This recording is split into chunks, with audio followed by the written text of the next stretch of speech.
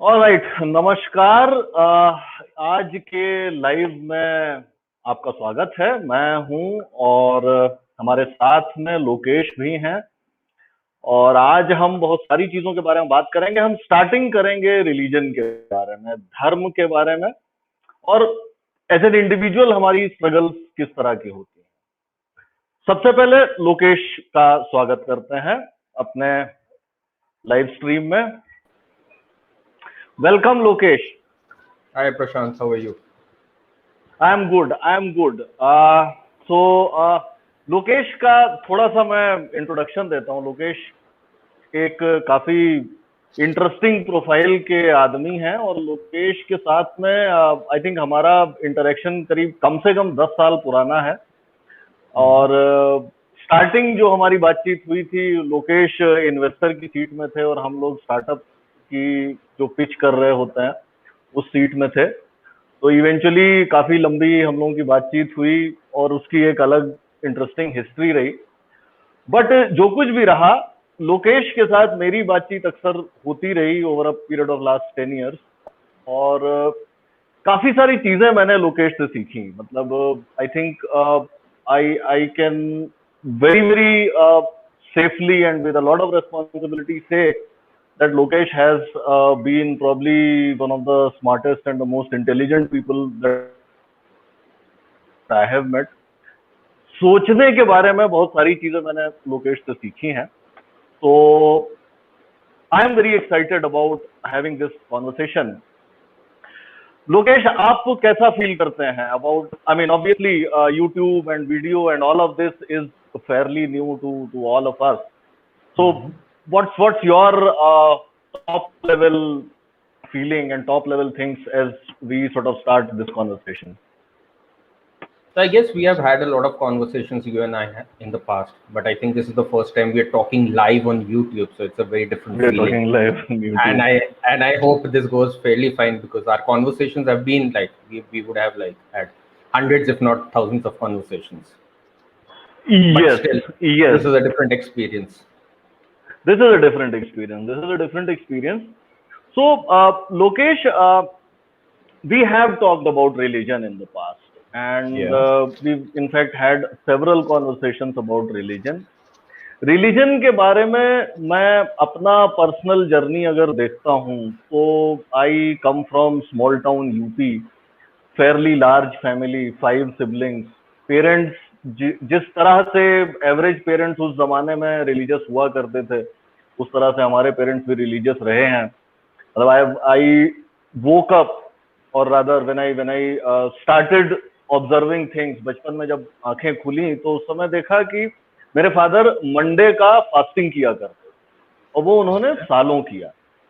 और उसके बाद जब उन्होंने फास्टिंग बंद किया, वो भी सेरेमोनियली किया, उसको उद्यापन कहा करते थे। तो बाकायदा सेरेमोनियली उन्होंने उसको व्रत करना उन्होंने बंद किया। एक चीज और मैंने नोटिस की कि वी हैव नॉनवेज फूड, हम नॉनवेज खाना खाते हैं, बट 2-3 नियमों का बड़ा स्ट्रिक्टली पालन किया जाता था कि ट्यूसडे को नहीं खाते, और सावन के महीने में और पितृपक्षों में नहीं खाया जाता, और नवरात्रों। तो उस चीज को बड़ा स्ट्रिक्टली फॉलो किया गया। और रिलीजन से वास्ता ये रहा कि हमारी मदर को बचपन में, छोटे समय में, जो ये आपके नवरात्र के व्रत होते हैं, वो पूरा जो 9 व्रत होते हैं स्ट्रिक्टली करते हुए मैंने देखा। उस समय जो दुर्गा सप्तशती वगैरह की कहानियां भी सुनी मैंने। तो that's been the kind of environment that I grew up in. I personally, obviously, जो हमारी जनरेशन के बच्चे थे, हम सब ने संडे को 9 बजे रामायण और उसके बाद महाभारत देखा ही था। तो हमारा बहुत सारा एपिक्स का नॉलेज वहां से आता था। उसके बाद when I was in engineering college, जब मैं आईआईटी में था, तो उस समय मैंने गीता पढ़ना शुरू किया। और वो भी that also came from my father, क्योंकि उनको मैंने हर दिन पूजा करते, उनका वो 15-20 मिनट का रूटीन रहता था, तो वो अभी भी फॉलो करते हैं। तो मैं एक तरह से उसी को कॉपी करने की कोशिश कर रहा था। In terms of my belief system, वो थोड़ा सा ज्यादा क्यूरियस जोन में था। मतलब obviously I had this added framework of science and engineering and being a science student, वो सारा का सारा अटैच था। तो ऑब्वियसली ये कहीं ना कहीं ये चीज थी कि भाई सारी चीजों को मैं आसानी से नहीं मानूंगा, वो मिरेकल्स को, या जितनी आसानी से आप बिलीव करते हैं कि टिपिकली रिलीजियस लोग काफी अंधश्रद्धा वाले स्पेस में रहेंगे, तो उसके लिए अगेंस्ट में एक थोड़ा सा वो था। But till fairly advanced age I had this idea कि मतलब ठीक है, कहीं ना कहीं परहैप्स गॉड जैसी कोई चीज है, और रिचुअलाइज्ड रिलेशनशिप मेरा और गॉड का नहीं है, बट हाँ फ्रेंडली रिलेशनशिप है। कभी मैं बहुत मुसीबत में फंस जाऊंगा, कभी बहुत प्रॉब्लम होगी, तो मैं गॉड से बोलूंगा कि, और मैं काफी फ्रेंडली तरीके से बोलूंगा कि यार अब सॉल्व कर दो। So that was the kind of dynamic that I sort of visualized with God. Largely, if you talk of young people, हमारे आपके जैसे लोगों की भी, और हम अपने आप को ऑब्वियसली यंग की कैटेगरी में डाल रहे हैं, तो उसमें भी अगर हम देखते हैं तो बिलीफ आपका कुछ भी हो, आप बहुत स्ट्रिक्टली रिलीजियस हो, आप कंप्लीटली इस तरह के हो कि आप बिल्कुल रिलीजियस नहीं है, आप रिचुअल्स फॉलो करते हैं, नहीं फॉलो करते हैं, क्रॉस द स्पेक्ट्रम आप लाई करते हैं बिलीफ्स के मामले में, लेकिन एक चीज कांस्टेंट रहती है कि everybody sort of struggles with their relationship with religion. Struggle से मेरा मतलब ये है कि सवालों के जवाब आसान नहीं है कि मैं रिलीजियस रिचुअल्स को पूरी तरह से फॉलो करूं, या मैं उनको पूरी तरह से रिजेक्ट कर दूं, या मैं उनके साथ में एक बैलेंस या बीच का रिश्ता बनाने की कोशिश करूं। तो एक तो चीज ये है कि रिलीजन, रिचुअल्स और कॉन्सेप्ट ऑफ गॉड, कौन सा पर्टिकुलर कॉन्सेप्ट ऑफ गॉड, उसके साथ में आपका रिलेशन क्या होना चाहिए। दूसरी चीज जो हम देखते हैं वो ये कि today we also have a lot of stress on spirituality, और वो काफी हद तक मेंटल हेल्थ वाले स्पेस से भी आता है। लोनलीनेस का प्रॉब्लम होता है, एंजाइटी का प्रॉब्लम होता है, डिप्रेशन का प्रॉब्लम होता है, कुछ आउटलेट वहां पे स्पिरिचुअलिटी की तरफ जा करके है। So how do you see that? As in you know, religion is something that has been with us for a very long time, करीब करीब 10-20 हजार साल से चल रहा है। उसके बाद भी हमारा बड़ा स्मूथ रिलेशनशिप रिलीजन के साथ है। So that is something that I sort of thought would be an interesting thing to discuss, that how do you see role of religion, and how do you visualize a person should be able to connect to religion? रिश्ता क्या होना चाहिए religion के साथ? So I think that's a very tough question, and I won't probably be the guy who can answer it, that what should be a person's kind of thought process vis-a-vis religion. But what I can probably talk about is a part of my journey and some of the thought processes that I've accrued in that journey. So coming from maybe similar backgrounds, middle class, Indian upbringing, the relationships with religion, the upbringing has been fairly similar.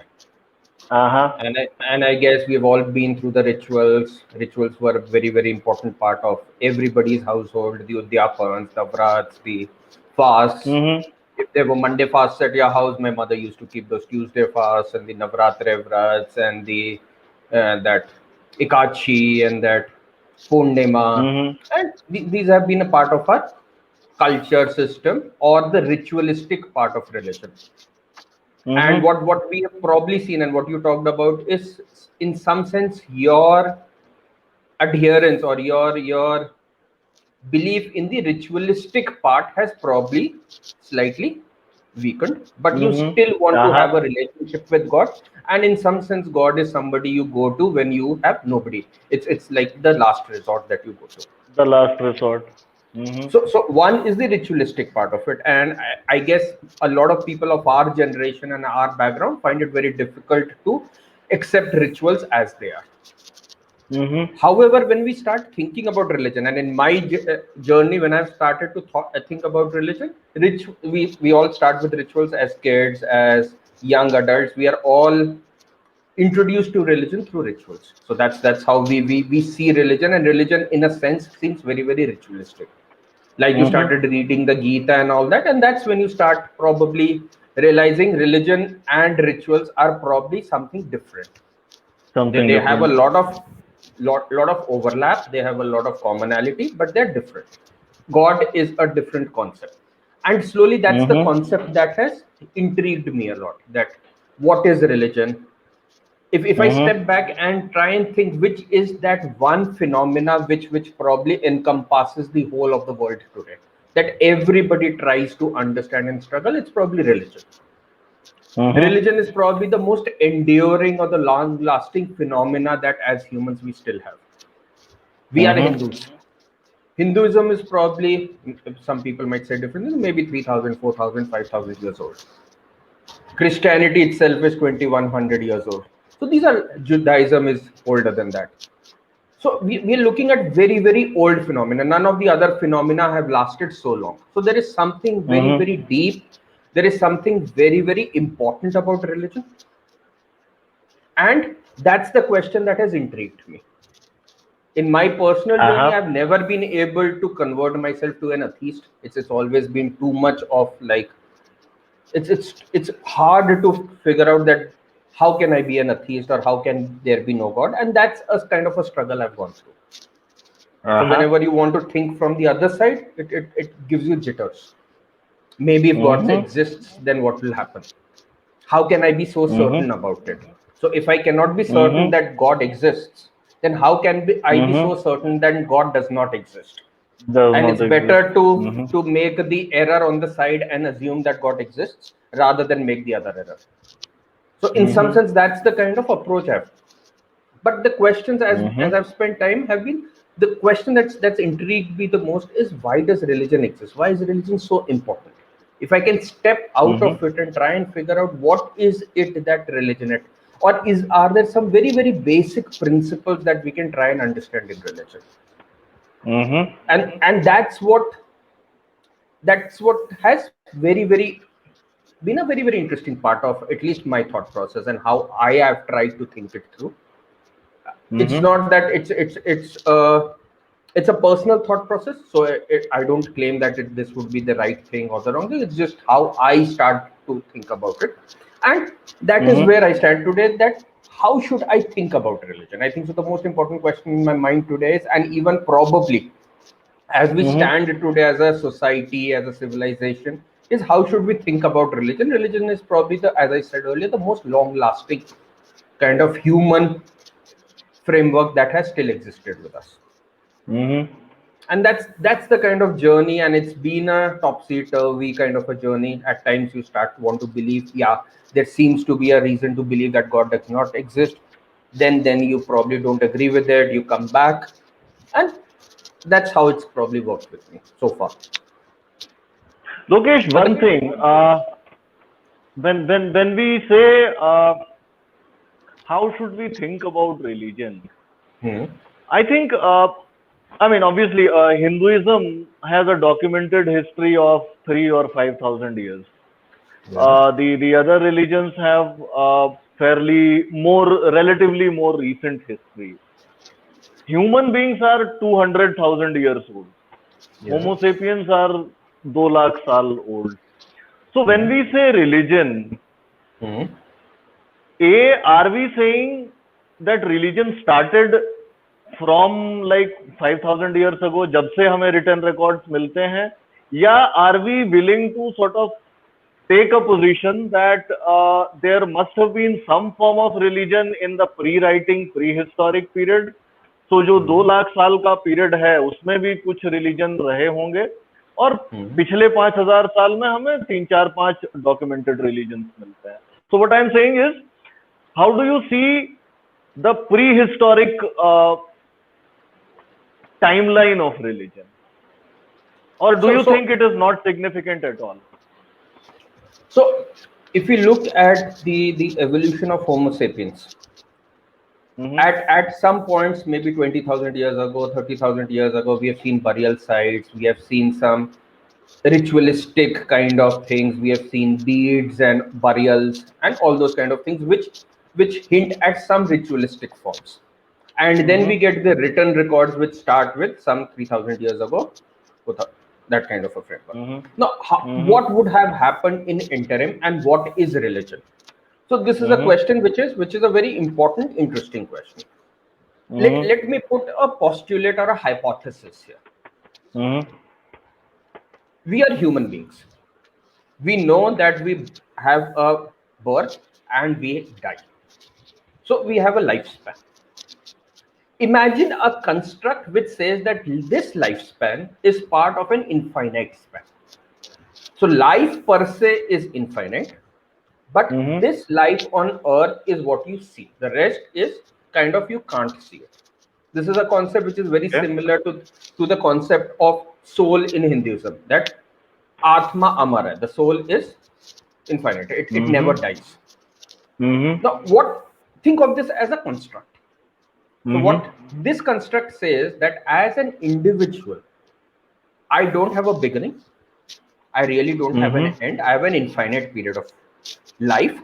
But what I am today conscious about, or what I can see today. So when you and I are talking today, we can only be conscious, or we have conscious memories of our life on this earth. And even in this conscious memories, if today there were no photographs and no Facebook, what you probably did say 30 years ago, you would have very few memories or even zero memories. If I think about myself, what memories do I have when I was in say nursery or KG or grade 1? I have no memories. So in some sense, those memories are completely wiped out. So I have no recollection of it. My parents would maybe narrate some stories. My grandmother, grandfather, when they were alive, would probably tell some stories. The uncles would say that, but I would have no recollection. Which says that my way of looking at myself is a very narrow window. Okay. So one, there is this construct called life, which starts from my birth till my death. And within that, there is a memory. Now, suppose we extend it and say that this is what you understand, you see, you feel, or perceive today. This is a conscious aspect of it. But there is an infinite realm. Then what? How does it affect us? Does it affect us? What are the implications of it? So you are saying that, yeah, please go on. So you were trying to say something? No, I'm saying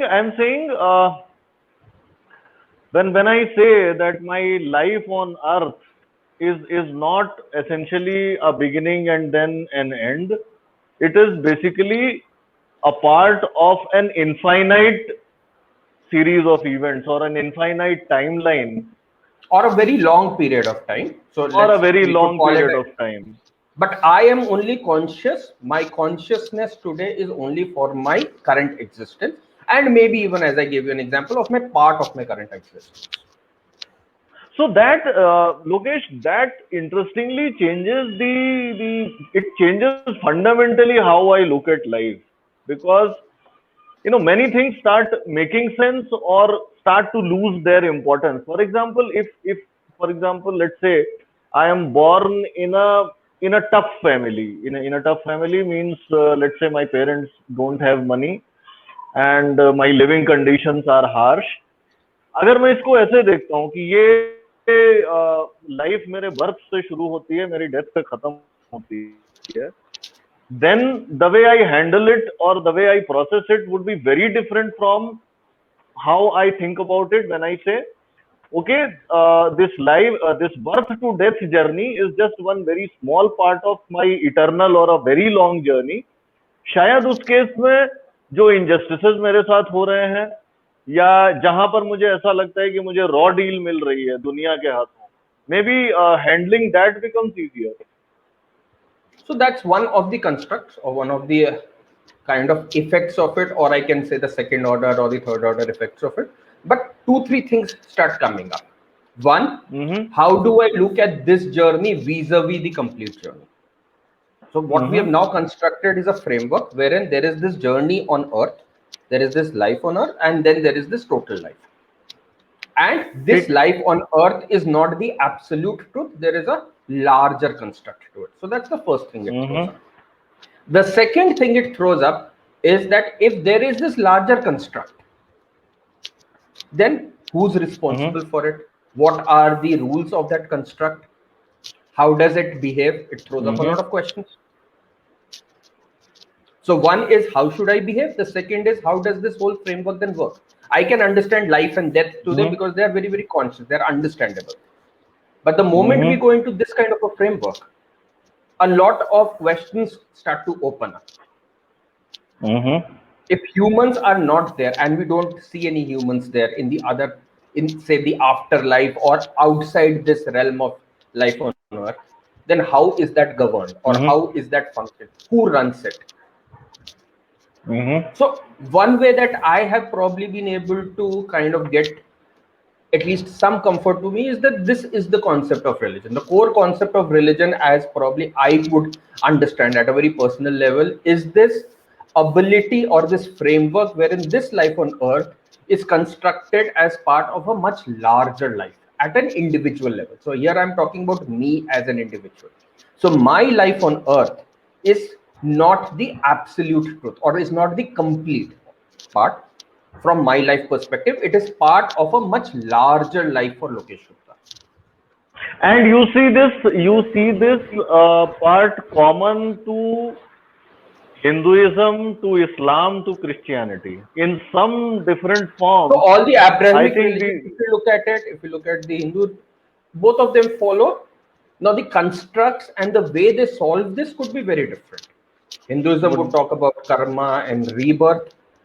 So wherein they say that what happens after this life, you get born into different forms, blah, blah. And maybe if you really become like the person, you get salvation or moksha or nirvana. In an Abrahamic religion, which is even moksha and nirvana also means कि आप भगवान के लोक में infinitely विचरण करेंगे. So basically that again is an infinite life. Yeah, the soul never dies. The soul never dies. So that is the construct that the body takes form. Yeah, that's even nirvana is probably a more pleasurable version of infinite life. So there is infinity. All they are saying is that nirvana is the state wherein you get out of this cycle of life and death, rebirth. And as if we can start thinking through, it has implications once you build out this construct. If you look at the other religions, they talk about largely the concept of hell or heaven or judgment day. So rather than talking about rebirth, there the basic construct is, in some sense, you get judged for your actions, and based on the judgment that God passes on to you, you will either have a good life, a pleasurable life in the company of God and the angels, or you will have a life which will be hellish in nature. So, but you will get judged on your actions. So the difference being one having rebirth, the other having just one life, but the life itself is a very large construct. So one life on earth, multiple lives on earth, but the individual's life, which is called the soul or the life or whatever we call it, is in some sense infinite. That basic construct is the same in both of them. Across all religions, or rather the main religions. The main religions. Yeah, these two categories. Yeah. Even in the variants, if we look at Buddhism, Jainism, Sikhism in India, they all believe in rebirth. The basic construct of rebirth remains the same. So in some sense, if you look at these two religions, there is this rebirth philosophy and there is this judgment day philosophy.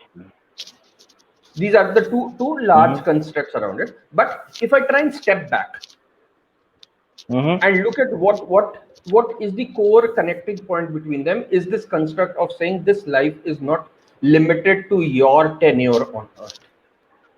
Your tenure on earth is a subset of your complete tenure. So at an individual level, this has implications. And the other construct is, in both the cases, whether it's the judgment day or the rebirth, your actions on this, in this tenure, in this life on earth, have a bearing on your subsequent life, if we can call it.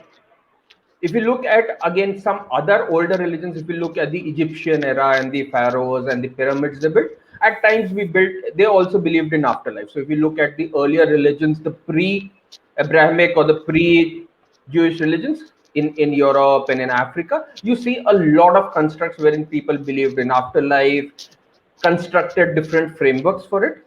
And today what we see are two large constructs which are out here, which is one is around rebirth, the other is around Judgment Day. But again, you're extending the life.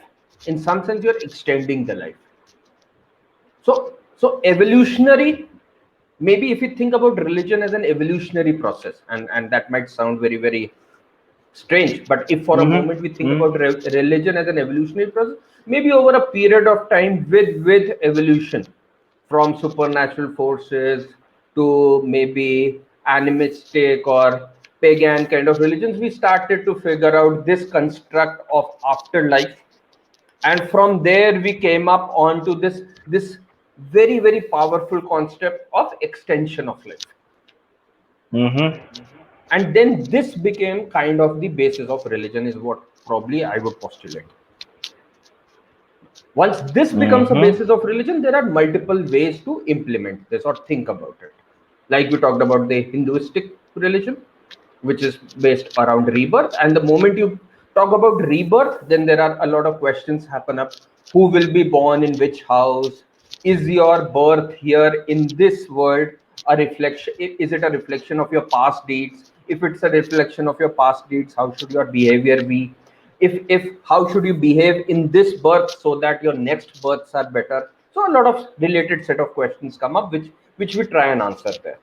If we go to the other side of it, say Christianity or the Abrahamic religions, then in the eyes of God, you're all equal, because here when you are born here, which is like in some sense the basic postulate of Christianity, that people say we get the ideas of liberty, equality, fraternity, justice from.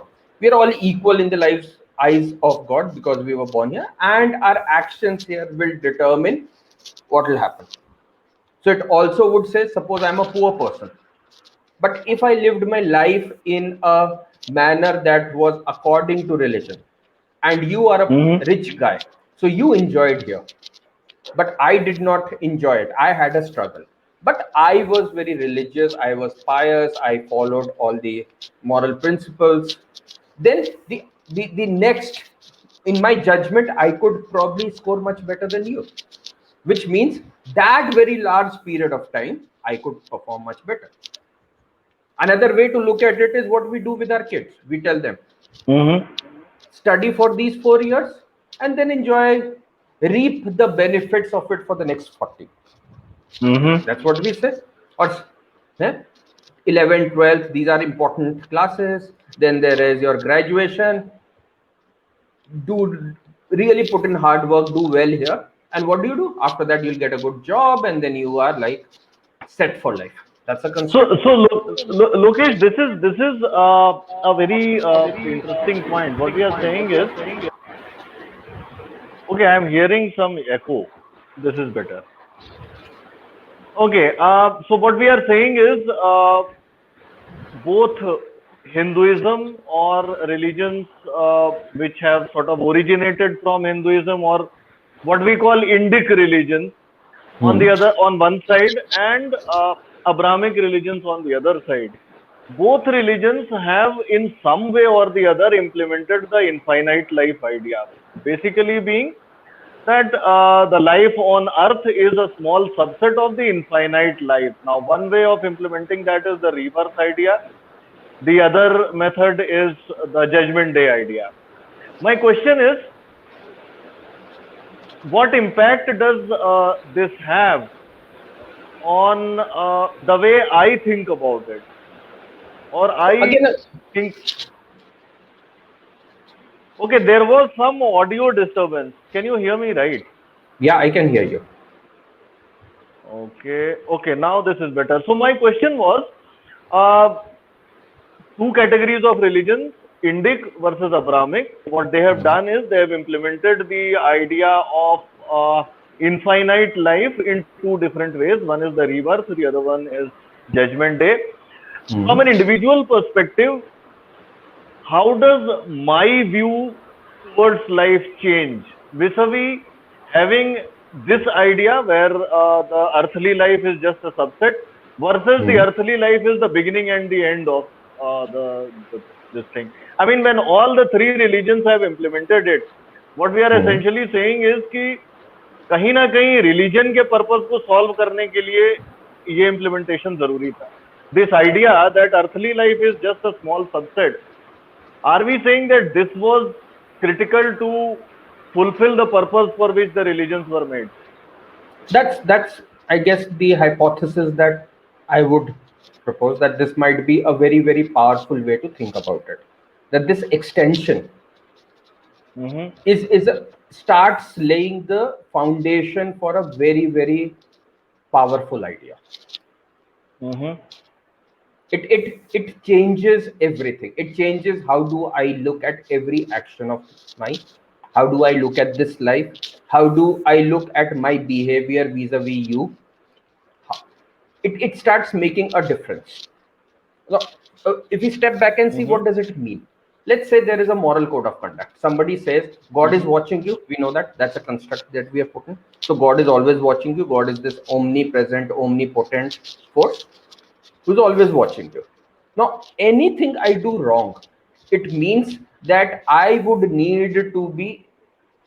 get punished, or I would need to in my afterlife, and that is a much longer period of time. So the implications are there. So why should I do that? Anything that I'm doing here I enjoy it for a very short period of time. This is a very short. So an important construct here is that this life on earth is, in some sense, the moment you call it infinite, is like a blip. It's like a dot. Now, why should I try and do wrong things here? My objective function as an individual, if this is the construct, is to use this life to optimize or maximize the benefits of the rest. My optimization function changes. If this construct is not there, then what is my optimization function? My optimization function is to optimize my life on earth, maximize my pleasure, my enjoyment. Maximize my pleasure here. Yeah. My enjoyment, happiness, whichever way I look at it. But the moment this becomes like a blip or a very small as part of my entire piece, then I start looking at it very differently. What is the value of optimizing it? I'm conscious today. I can only see this part of myself today. Does not mean that my actions should be driven by that. Actually, my rational way of looking at it is all my actions should happen in a way so that I maximize my benefits for the future, because the future is gonna be infinitely longer than this. Now imagine a construct where we said there were only two lives. You have a tenure on earth and you have an equal tenure after your tenure on earth. Then you would say, okay, let me enjoy half of my life here. If I enjoy half of my life here, why should I struggle here? It would be better than that. Makes sense. So that's the shift we have created. In some sense, religion has said that every behavior you do, you should only try and optimize it with a single thought. It simplified the optimization function. That your role, your guiding principle as an individual should be to behave to act, to behave, to think in a manner so that the future life that you have should be nice, should be pleasurable, should be happy. Whatever happens to you on earth, you should still behave with that same equanimity. You should behave with it with the objective of maximizing that part, the future.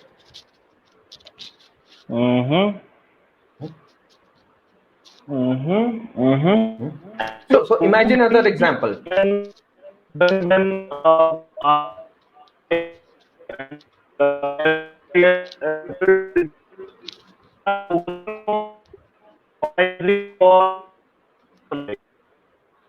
My question is, what is the value in people optimizing for afterlife as compared to optimizing for pleasure here?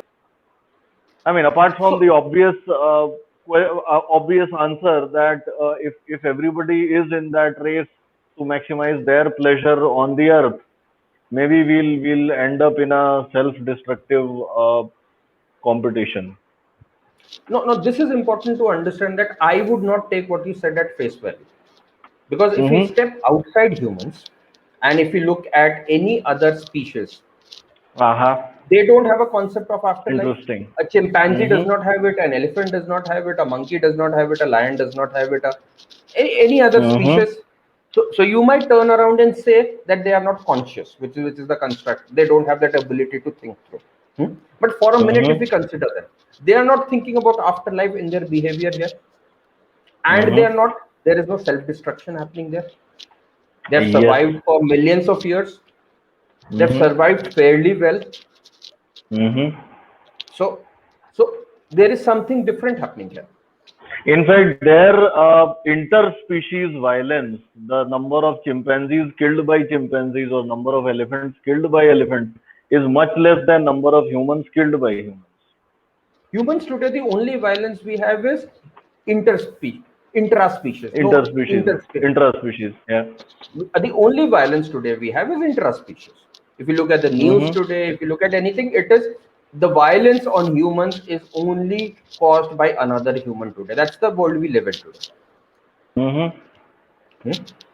But coming back to that question, any other animal, any other bird, any other species that you look at, so something would have happened. One argument that typically people would say is that they're not conscious, they can't think through that much. Maybe that's a possibility. Maybe there is something different at there, because they have brains, they have a lot of things, they have ability to learn, they have ability to recognize things, they have mental capacities. So is there something different that happened, or did so one way to think about it, and this is a hypothesis, I would try and say that, at least I can't find another way to answer it, is probably religion is probably one of the greatest technologies that we created. We today look at science as a technology. Religion is a technology which helped us build civilizations.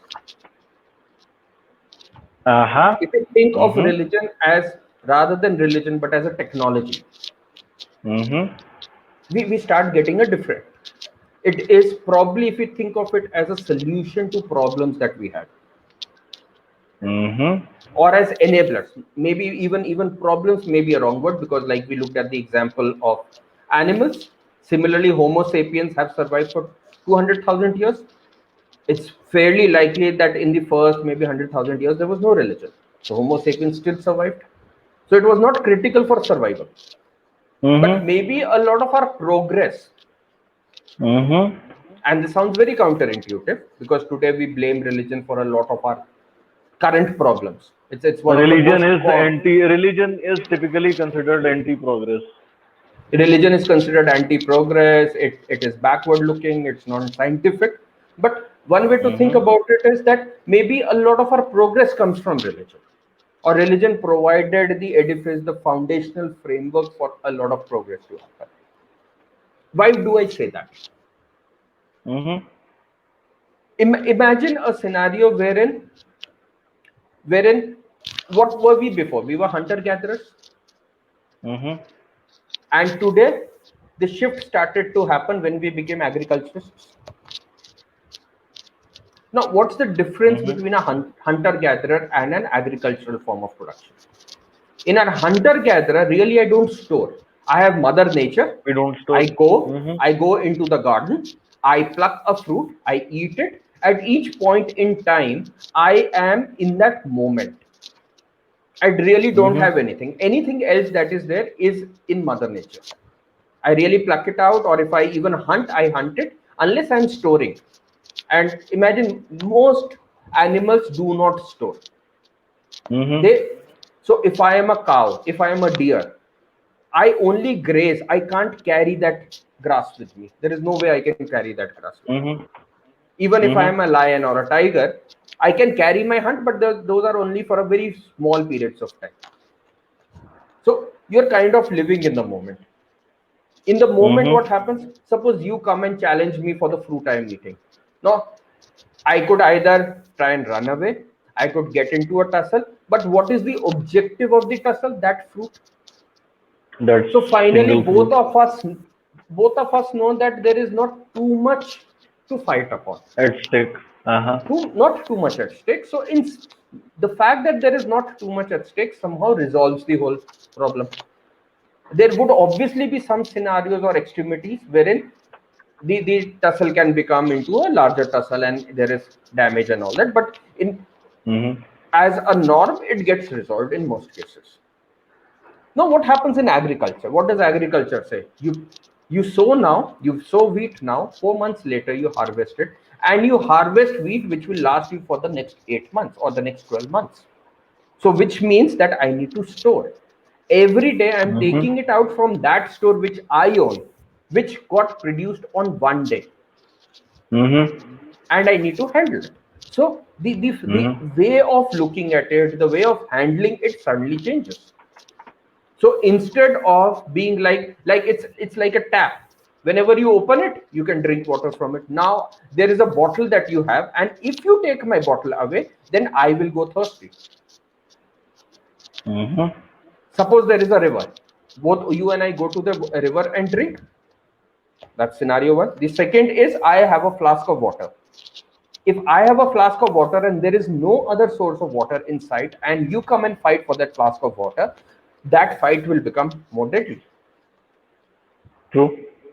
That's the shift probably that happened between the hunter-gatherer that we were there to the agriculturists that we became. Agriculture unlocked a lot of stuff. It unlocked our ability to get more resources. We were resource constrained. Our population, even though Homo sapiens were top of the food chain maybe even 10,000 years ago or 15,000 years ago, our populations were not growing. Agriculture unlocked it. A lot of our progress comes from the fact that we unlocked that population. But for that population to get unlocked, we needed a lot of, maybe for a lack of better word, if we call it social technologies or human technologies to be built, which could have solved these problems, because these were a new set of problems or a new set of issues that cropped up. One way to look at it is probably religion provided one of those most important foundations to solve this problem. That how should you and I try and behave with each other so that finally we are able to cooperate in the structure of where there is value stored under somebody, and we both needed to get it out from there. It is not the hunter-gatherer model. So if I paraphrase you, what you are saying is, what agriculture did was that it freed up or it made a lot of resources available to humans on one side, but it also made our fights, our intra-species fights deadlier and created a lot of intra-community problems. And maybe we needed a social technology or some kind of a framework to solve those problems, how one person should behave with another person or towards the community. And those problems were a new set of problems which probably no animal had faced before, because उससे पहले किसी भी animal को storage की जरूरत नहीं पड़ी थी. They never had to store their resources. And so religion provided that answer. That is that what you're saying? Possibly that religion helped us make, so it is not really an answer. As we improved on agriculture, as we built settlements, as we settled down, as people started staying together, as more and more people started to stay together, as we became interdependent and interconnected, on the other side, religion provided the one of the foundational backbones for this kind of enablement to happen. So like it helped us figure out how should people live with each other in this new scenario. As hunter-gatherers, when we used to live, we probably lived as other animals, as other chimpanzees or apes or bonobos or monkeys lived. As we started to settle down into this framework, which was a completely new framework. So we needed more complex levels of integration between. I would not use the word complex, because that seems to suggest that we needed different frameworks. So rather than call it complex and simple and make a judgment there, more important probably is that we needed something different. We needed a different framework. with the advent of agriculture, because the problems that we faced with the advent of agriculture were very different from the problems that any animal had faced before. I would not even use the word advent of agriculture. I would say, like we see today, as we solve certain problems, as venture capital gets solved, we believe that technology and the progress of science increases. So both of them go together. As we start to maybe at that time built out this human or social technology, we probably progressed more in agriculture. As we progressed more in agriculture, that gave us the reason to develop this framework more. As we developed this more, we progressed. So it was like a hand in glove, both of these things progressed, and we saw the outcome. So more of a cyclical process rather than A leads to B kind of A leads to B. Each step we did that. Okay. And as continuously we did that, and what we see today as agriculture are extremely evolved. Today as religion are extremely evolved forms of it. So in some sense, the religions that got formulated in either Hinduism or Christianity or Islam or Judaism or what were evolved enough, one way to look at it, that they did not need to really undergo too much change in the last 2,000 to 3,000 years. So a way to look at that is that if they were evolutionary, if they were co-evolutionary, probably religion reached a stable place in these frameworks that it did not need to evolve further with the changes that we are seeing. So from the advent of, say, if you look at Christianity, for example, so from say 0 AD till maybe 16th, 17th century, till the Protestant Reformation and the other things happened, we did not probably need too much evolution in religion. And even the Protestant Reformation, we still have Christianity, the Catholic Christianity dominated. Same thing we see in Hinduism today. It probably reached that stable point wherein it enabled enough of it. Another question we'll probably need to argue and discuss about is that in this modern post-industrial revolution, because that's the other revolution that we have seen. We saw agricultural revolution and then we saw the industrial revolution. In the industrial revolution, does the same form of religion that we saw remain valid enough? Does it solve those problems? Does it not solve those problems? Is it a fundamental glue? That's a separate question. But probably if you look at it, how it came up with agriculture, that is the reason we still see the same form of religion today.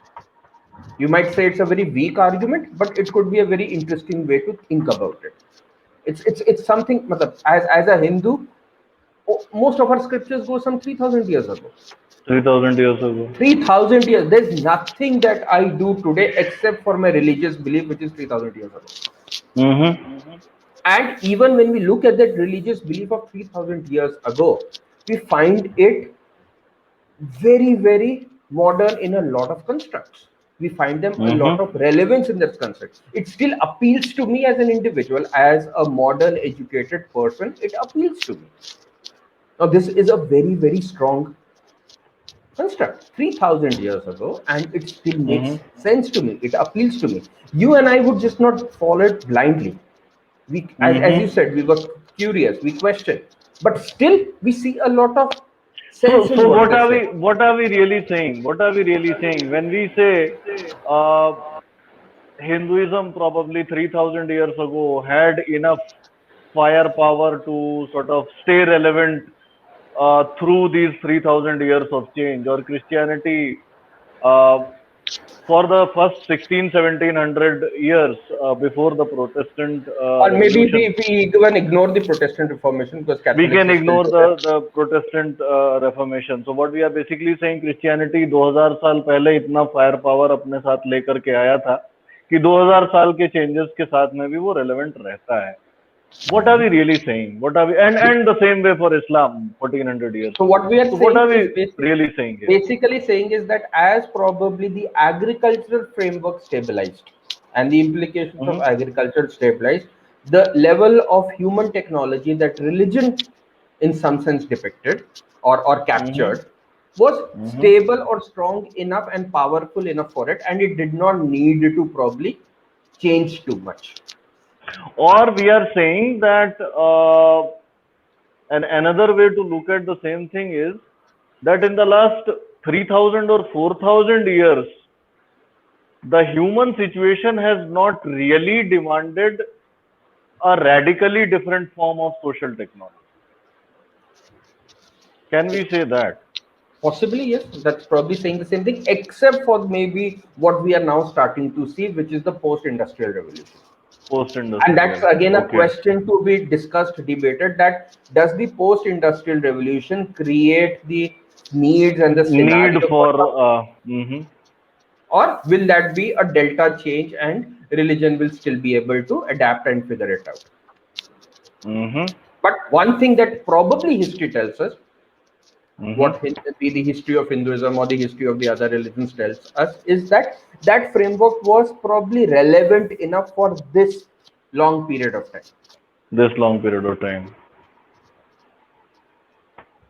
Another thing that maybe just as we might think it, and it might be a very different thing, we could look at even something like monarchy. So maybe for this 3000 years, monarchy was also relevant. It was the same form of governance, but somewhere some 300 years ago, it started to break down, and we saw now a completely different form of governance take over. We're seeing a completely different form of governance starting to take over in the last 200-300 years, and which became very, very mainstream in the 20th century, which is a democracy and a different form of governance.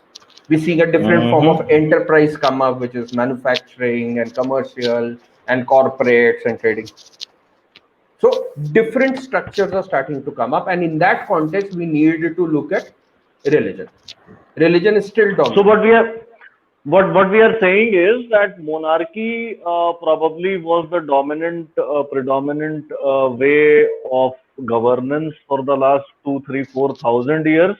But with the industrial revolution, suddenly something changed, and all around the world we saw advent of democracy.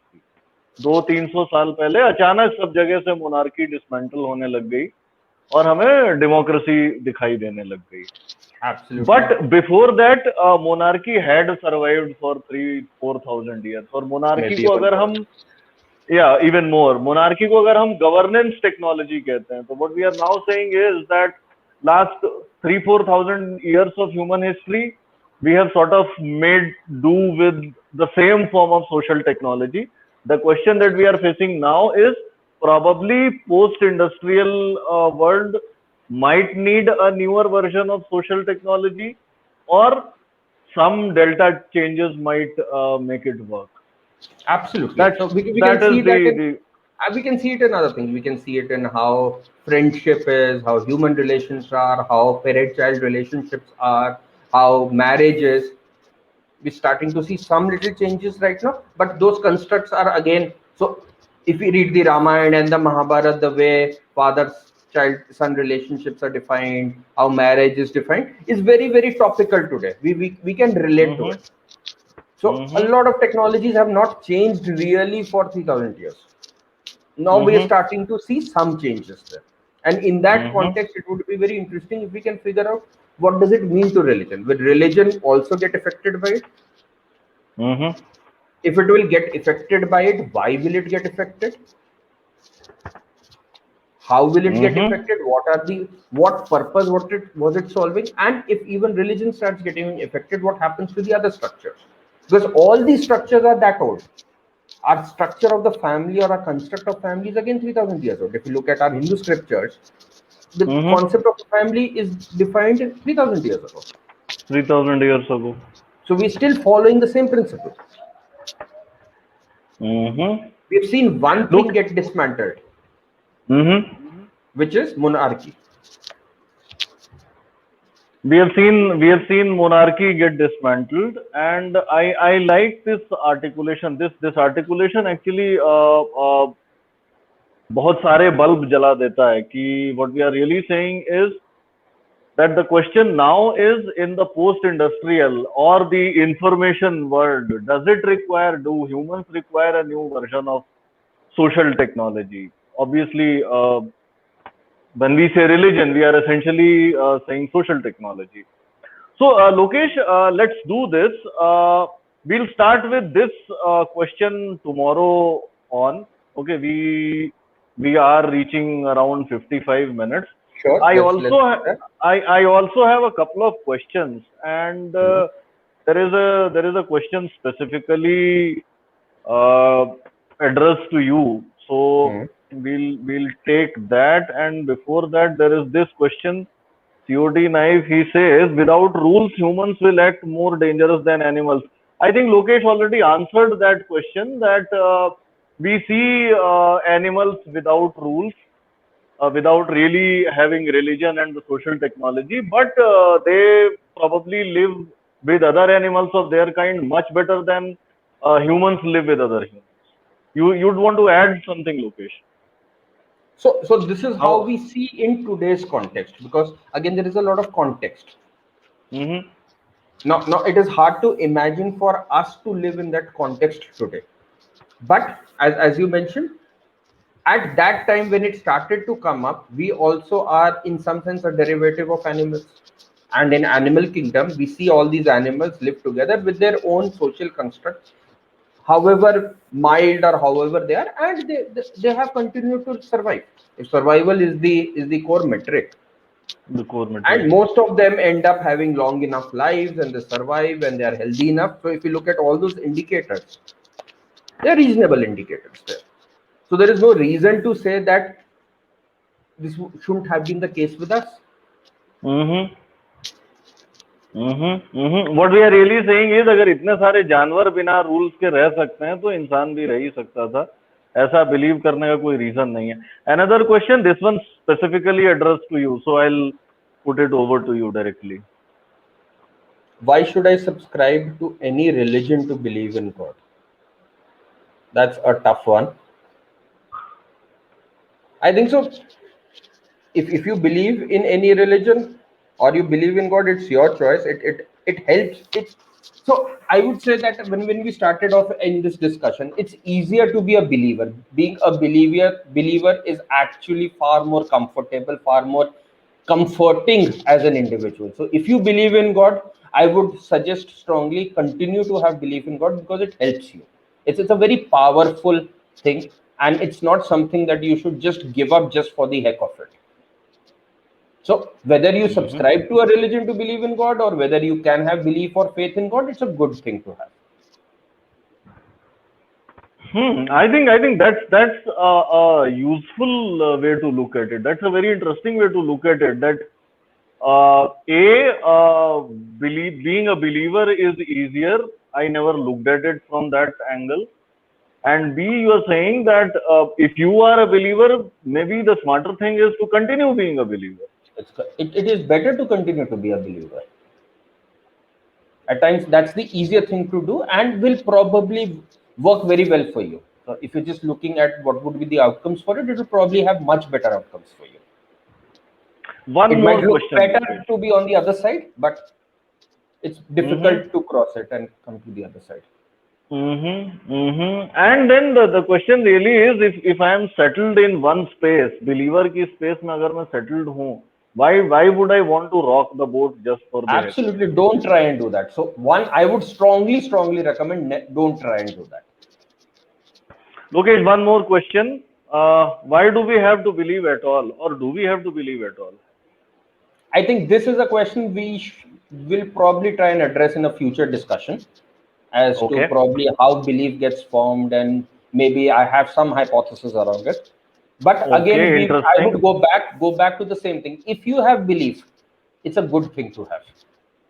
So start from there. Don't question it. If you have belief and you're not being pushed away from it, embrace it. It's a strength. It's a good thing that you have. I think I'll put this up. If you are a believer, continue being so. Good stuff, Lokesh. Very, very nice discussion. I really enjoyed it. We'll continue with this question tomorrow. Most likely we'll have a conversation tomorrow.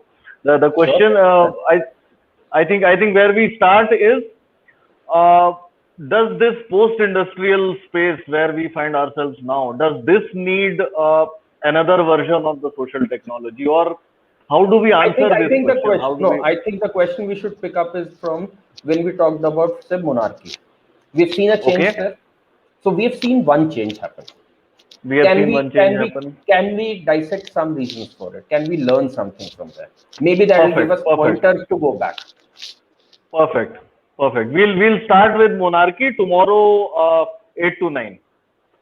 8 to 9. No, 9 to 10. Same time. 9 to 10. Sorry. Yeah, 9 to 10.